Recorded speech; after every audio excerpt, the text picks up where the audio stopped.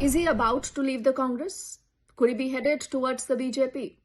Every time you hear a Shashi Tharoor praising Prime Minister Modi, praising the government, or like earlier today, him sharing the dais along with Pinarayi Vijayan and the Prime Minister saying that this could give sleepless nights to many, you're looking at a lot of those questions being raised, being discussed yet again. So I thought let's discuss whether the Congress has any bit of heart or home for Mr. Tharoor. Tharoor obviously needs no introduction. He's an author, he's a scholar, he's a former diplomat, he's a four-time MP from Thiruvananthapuram. He's a man of his own mind. He's a man also of his own might.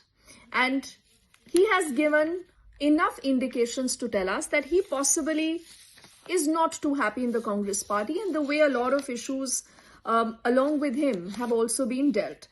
But what does this mean for Kerala politics? Keeping in mind that Kerala politics has essentially been about the UDF, the LDF, that binary politics where the BJP is still trying to get a toehold.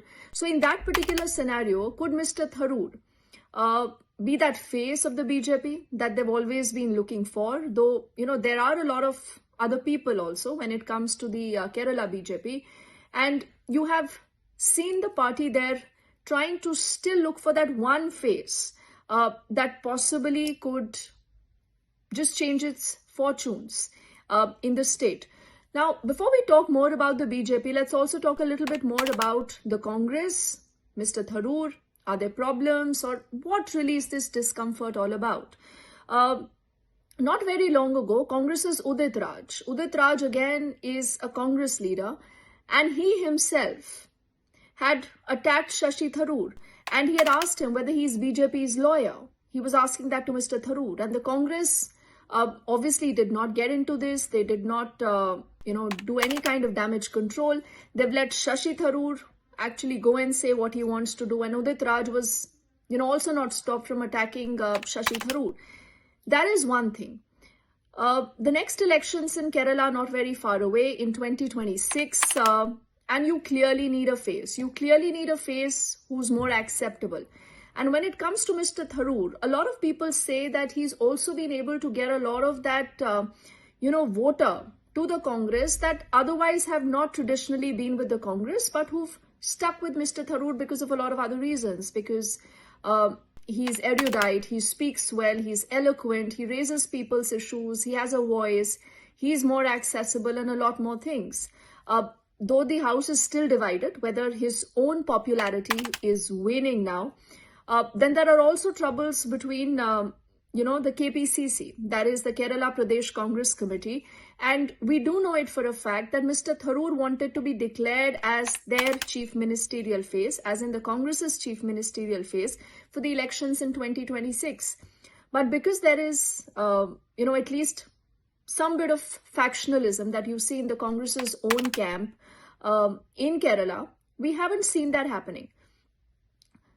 Could Tharoor become the face of the BJP? Could Tharoor, be that one face that the party needs to increase its toehold in that particular state, a state that, again, that they have been eyeing for some time around?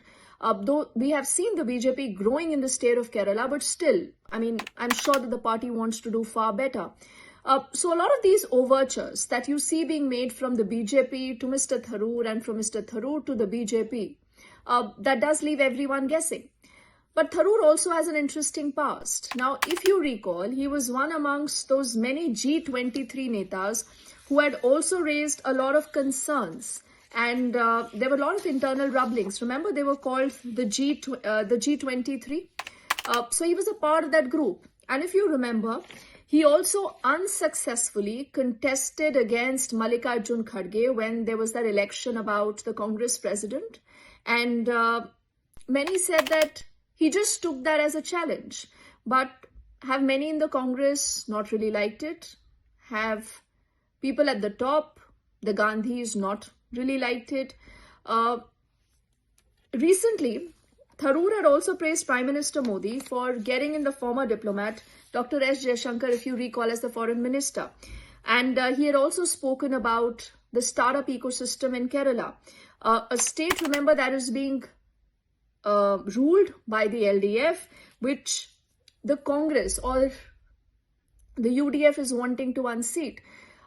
All has not been very well between the left and the Congress too in that particular state, because clearly this is a state that the Congress would want to win. But is Mr. Tharoor valuable nationally for the Congress? One would say yes, because he's an author, he's a former diplomat, he's a scholar, and this is the reason why he also possibly could believe that he deserves a lot more in the Congress.